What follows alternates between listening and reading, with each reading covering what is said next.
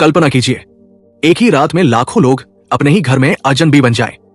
जहां लोग सदियों से साथ रहते थे, अचानक एक लाइन खिंच जाए और कहा जाए, अब तुम इस देश के नहीं रहे। साल था 1947। ब्रिटिश राज खत्म हो रहा था। भारत आजाद होने वाला था। लेकिन आजादी के साथ आई इतिहास की सबसे दर्दनाक घटनाओं में से एक, भारत का बंटवारा। एक ऐसा फैसला जिसने करोड़ों लोगों की जिंदगी बदल दी। आखिर 1947 में भारत का बंटवारा क्यों हुआ? कहानी शुरू होती है करीब 400 साल पहले। साल था 1600। इंग्लैंड में एक कंपनी बनाई गई, ईस्ट इंडिया कंपनी। इस कंपनी का उद्देश्य था भारत और एशिया के देशों के साथ व्यापार करना। उस समय भारत दुनिया के सबसे अमीर देशों में से एक था। यहाँ का मसाला, कपड़ा और रेशम पूरी दुनिया में मशहूर था। इसी लालच में अंग्रेज व्यापारी बनकर भारत आए। शुरुआत में उन्होंने भारत के कई शहरों में छोटे छोटे व्यापारिक ठिकाने बनाए। धीरे धीरे उन्होंने भारतीय राजाओं से व्यापार की अनुमति ले ली। लेकिन अंग्रेज सिर्फ व्यापारी बनकर नहीं आए थे, उनकी नजर भारत की सत्ता पर भी थी। 18वीं सदी में भारत में कई शक्तिशाली साम्राज्य कमजोर होने लगे। सबसे बड़ा साम्राज्य मुगल एम्पायर अब पहले जितना मजबूत नहीं रहा था। इस मौके का फायदा उठाया ईस्ट इंडिया कंपनी ने। उन्होंने भारतीय राजाओं के बीच फूट डालनी शुरू कर दी। और फिर आया एक ऐसा युद्ध जिसने भारत का भविष्य बदल दिया। साल था 1757। ये था बैटल ऑफ प्लसे। इस युद्ध में अंग्रेजों ने बंगाल के नवाब सिराज उद्दौला को हरा दिया और यहीं से भारत में अंग्रेजों की असली ताकत शुरू हुई। अगले 100 सालों में ईस्ट इंडिया कंपनी ने चालाकी, युद्ध और साजिशों से भारत के बड़े हिस्से पर कब्जा कर लिया। कई राज्यों को युद्ध में हराकर और कई राज्यों को धोखे से अपने नियंत्रण में लेकर। लेकिन अंग्रेजों का शासन भारतीयों के लिए बहुत कठोर था।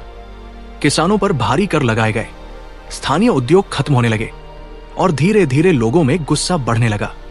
आखिरकार 1857 में भारत में एक बड़ा विद्रोह हुआ, जिसे इतिहास में कहा जाता है 1857 का विद्रोह। इस विद्रोह में भारतीय सैनिकों और आम लोगों ने अंग्रेजों के खिलाफ हथियार उठा लिए।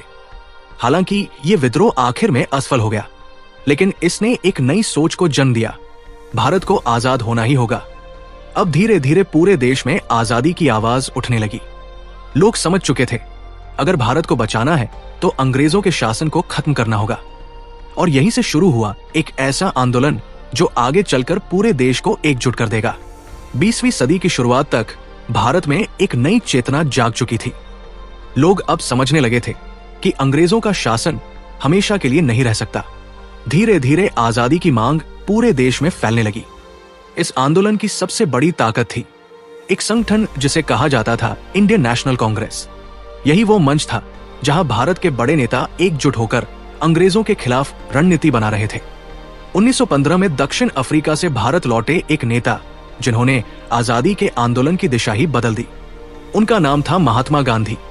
गांधी जी ने एक नया रास्ता चुना, अहिंसा और सत्याग्रह, यानी बिना हथियार उठाए शांतिपूर्ण तरीके से ब्रिटिश शासन का विरोध।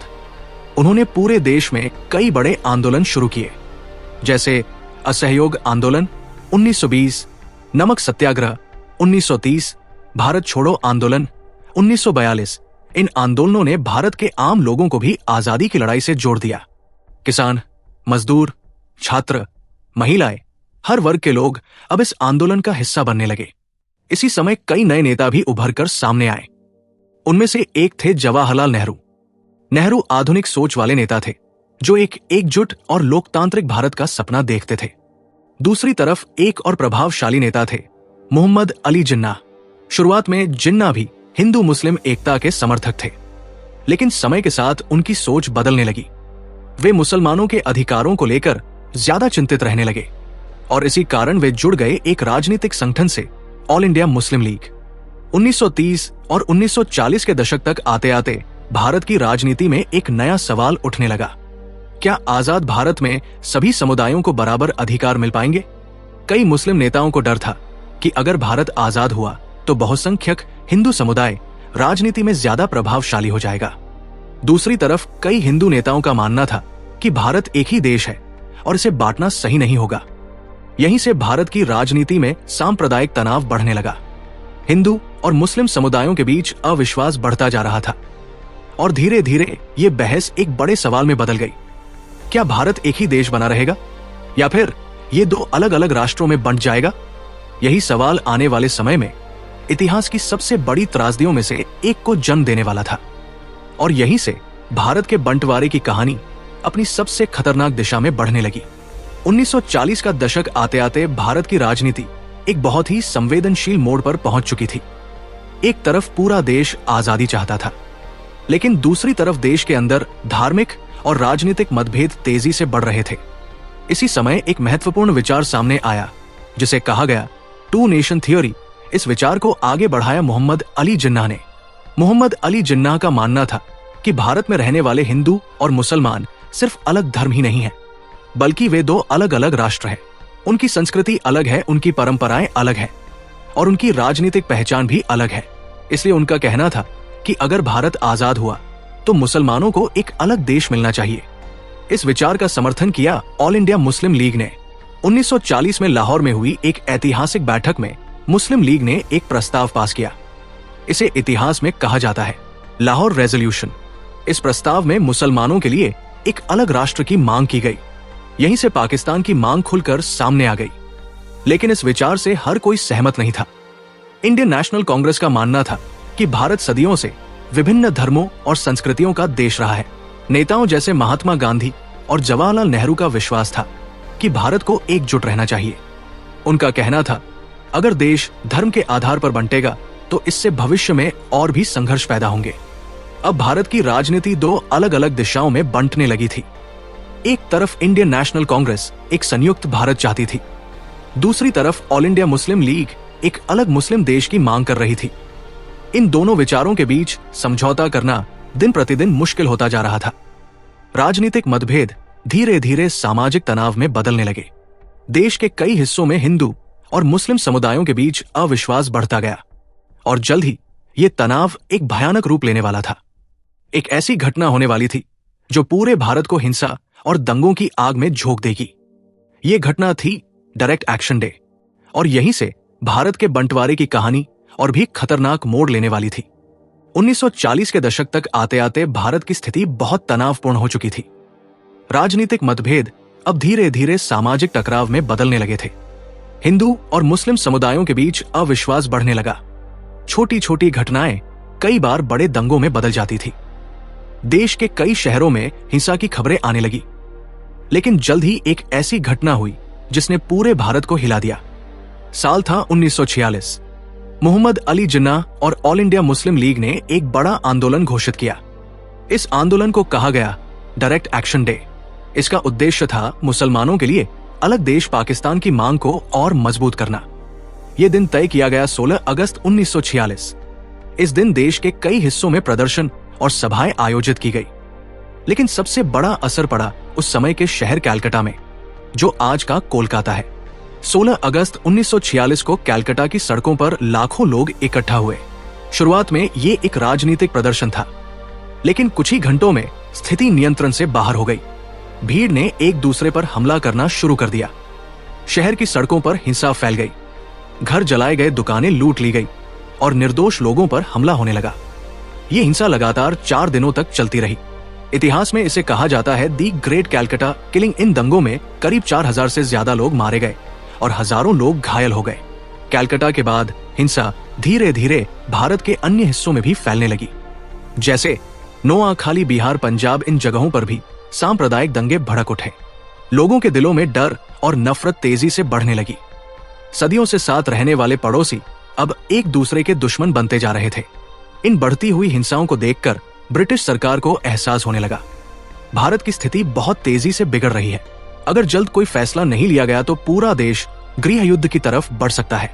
और इसी वजह से ब्रिटिश सरकार ने एक बड़ा और ऐतिहासिक फैसला लेने की तैयारी शुरू कर दी। एक ऐसा फैसला जो भारत के भविष्य को हमेशा के लिए बदलने वाला था। भारत का बंटवारा। 1947 तक आते आते ब्रिटिश सरकार समझ चुकी थी कि भारत को लंबे समय तक अपने नियंत्रण में रखना अब संभव नहीं है। देश में आजादी की मांग बहुत तेज हो चुकी थी। साथ ही हिंदू और मुस्लिम समुदायों के बीच बढ़ते तनाव ने स्थिति को और भी जटिल बना दिया था। इसी वजह से ब्रिटेन ने फैसला किया कि भारत को जल्द से जल्द आजादी दी जाएगी। लेकिन अब सबसे बड़ा सवाल था, क्या भारत एक ही देश रहेगा या दो अलग अलग देशों में बंट जाएगा। 1947 में भारत के आखिरी वायसराय लॉर्ड लुइस माउंटबैटन को एक महत्वपूर्ण जिम्मेदारी दी गई। उन्हें भारत की आजादी की प्रक्रिया को जल्दी से पूरा करना था। काफी चर्चा और राजनीतिक बैठकों के बाद एक योजना तैयार की गई जिसे कहा गया माउंटबैटन प्लान। इस योजना के अनुसार ब्रिटिश भारत को दो नए देशों में बांटा जाएगा, इंडिया पाकिस्तान। ये फैसला भारत के इतिहास का सबसे बड़ा और सबसे कठिन निर्णय था। अब सबसे बड़ी चुनौती थी दोनों देशों की सीमा तय करना। इसके लिए ब्रिटिश सरकार ने एक अधिकारी को चुना, साइरल रैडक्लिफ। दिलचस्प बात यह थी कि साइरल रैडक्लिफ पहले कभी भारत आए भी नहीं थे, फिर भी उन्हें जिम्मेदारी दी गई कि वे भारत और पाकिस्तान की सीमा तय करें, और इसके लिए उन्हें दिया गया समय था सिर्फ 5 हफ्ते। इन 5 हफ्तों में साइरल रैडक्लिफ ने नक्शे, जनसंख्या और धार्मिक आंकड़ों के आधार पर एक सीमा रेखा तैयार की। इस सीमा को कहा गया रैडक्लिफ लाइन। इस लाइन ने भारत के 2 बड़े क्षेत्रों को बांट दिया। पंजाब, बंगाल, इन दोनों क्षेत्रों में हिंदू, मुस्लिम और सिख समुदाय सदियों से साथ रहते आए थे, लेकिन अब एक नक्शे पर खींची गई सिर्फ एक लाइन ने लाखों लोगों की किस्मत बदल दी। जब ये सीमा घोषित हुई तो बहुत से लोगों को अचानक पता चला उनका शहर अब दूसरे देश में है, उनका घर अब उनकी मातृभूमि में नहीं रहा, और यहीं से शुरू हुआ मानव इतिहास का सबसे बड़ा और सबसे दर्दनाक पलायन। लाखों लोग अपना घर छोड़कर नई सीमाओं की ओर चल पड़े, लेकिन उन्हें नहीं पता था कि ये यात्रा इतनी भयावह होने वाली है, क्योंकि आगे आने वाला समय इतिहास की सबसे बड़ी त्रासदियों में से एक बनने वाला था। लेकिन असली त्रासदी अब शुरू होने वाली थी। जब 1947 में नई सीमाएं घोषित हुई तो लाखों लोगों को अचानक पता चला उनका शहर अब दूसरे देश में है, उनका घर अब उनकी मातृभूमि का हिस्सा नहीं रहा, और इसी के साथ शुरू हुआ मानव इतिहास का सबसे बड़ा पलायन। जैसे ही पार्टीशन ऑफ इंडिया की घोषणा हुई, लोगों में डर फैल गया। हर किसी को ये चिंता सताने लगी, अगर वे अपने घर में रहे तो शायद सुरक्षित नहीं रह पाएंगे। इसलिए लाखों लोगों ने अपने ही घर छोड़ने का फैसला किया। हिंदू और सिख परिवार पाकिस्तान से निकलकर इंडिया की ओर जाने लगे, और मुसलमान इंडिया से निकलकर पाकिस्तान की ओर जाने लगे। कई लोग पैदल चल पड़े, कई लोग बैलगाड़ियों में और कई लोग ट्रेन से। लेकिन ये यात्रा बहुत लंबी और खतरनाक थी। उस समय लाखों लोग सीमाओं की ओर बढ़ रहे थे। रेलवे स्टेशन लोगों से भर चुके थे। ट्रेनें इतनी भरी होती थी कि लोगों को खड़े होकर सफर करना पड़ता था। लेकिन कई बार ये ट्रेनें अपने गंतव्य तक पहुंचती ही नहीं थी। कई ट्रेनों पर रास्ते में हमला कर दिया जाता था। जब कुछ ट्रेनें सीमा पार पहुंचती थी तो उनके अंदर सिर्फ लाशें होती थी। इतिहास में इन्हें गोस्ट ट्रेन्स अभी कहा गया। ये दृश्य इतना भयावह था कि जिसने भी देखा वो जिंदगी भर भूल नहीं पाया। सिर्फ ट्रेनें ही नहीं, कई गांव भी हिंसा की चपेट में आ गए। पूरे गांवों को आग लगा दी गई, लोगों के घर जला दिए गए। कई परिवार एक दूसरे से हमेशा के लिए बिछड़ गए। बच्चे अपने माता पिता से अलग हो गए और कई लोग रास्ते में ही मारे गए। इतिहासकारों के अनुसार इस पलायन में करीब 1.4 करोड़ लोग अपना घर छोड़ने पर मजबूर हुए, और अनुमान है कि करीब 10 लाख लोग मारे गए। ये त्रासदी इतनी बड़ी थी कि आज भी इसे मानव इतिहास के सबसे बड़े और सबसे दर्दनाक पलायनों में से एक माना जाता है। उस समय जो लोग अपने घर छोड़कर गए, वे सिर्फ अपना सामान नहीं बल्कि अपनी यादें भी पीछे छोड़ आए।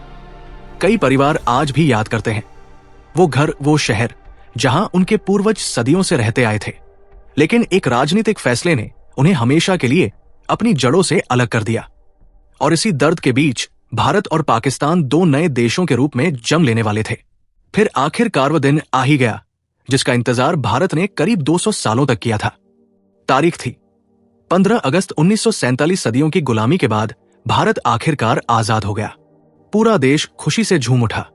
शहरों और गांवों में लोग सड़कों पर निकल आए। हर तरफ जश्न का माहौल था, क्योंकि ब्रिटिश शासन का अंत हो चुका था। आजाद भारत के पहले प्रधानमंत्री बने जवाहरलाल नेहरू। उन्होंने उस ऐतिहासिक रात एक प्रसिद्ध भाषण दिया जिसे कहा जाता है ट्राइस्ट विद डेस्टिनी। उस भाषण में उन्होंने कहा था, at the stroke of the midnight hour when the world sleeps India will awake to life and freedom. ये पल भारत के इतिहास का सबसे महत्वपूर्ण क्षणों में से एक था। उसी समय एक नया देश भी बना, पाकिस्तान। इसके पहले गवर्नर जनरल बने मोहम्मद अली जिन्ना। उनके नेतृत्व में पाकिस्तान ने भी एक नए राष्ट्र के रूप में अपनी यात्रा शुरू की। लेकिन ये आजादी सिर्फ खुशी नहीं लाई, इसके साथ आया गहरा दर्द भी, क्योंकि उसी समय लाखों लोग अपने घर छोड़ने पर मजबूर हो चुके थे। कई परिवार हमेशा के लिए बिछड़ गए, कई लोग अपनों को खो चुके थे और कई शहरों में अभी भी हिंसा जारी थी। इस तरह 1947 में दो नए देश बने, इंडिया और पाकिस्तान। लेकिन इस बंटवारे की कहानी सिर्फ राजनीतिक नहीं है, ये कहानी है लाखों लोगों के दर्द की, बिछड़ते परिवारों की और खोई हुई जड़ों की। आज भी भारत और पाकिस्तान के कई परिवारों की यादों में 1947 का वो समय जिंदा है। इतिहास हमें यही सिखाता है, नफरत और विभाजन हमेशा दर्द ही छोड़ जाते हैं। भारत का बंटवारा सिर्फ एक राजनीतिक फैसला नहीं था, ये एक ऐसी घटना थी जिसने लाखों लोगों की जिंदगी हमेशा के लिए बदल दी। ये कहानी है टूटते हुए घरों की, बिछड़ते हुए परिवारों की और उन लोगों की जो एक ही रात में अपनी जमीन से बेघर हो गए। जब पार्टीशन ऑफ इंडिया हुआ तो सिर्फ नक्शे पर एक लाइन नहीं खींची गई, बल्कि लाखों दिलों के बीच एक गहरी दूरी बन गई। कई लोग अपना घर, अपना शहर और अपनी यादें पीछे छोड़कर चले गए।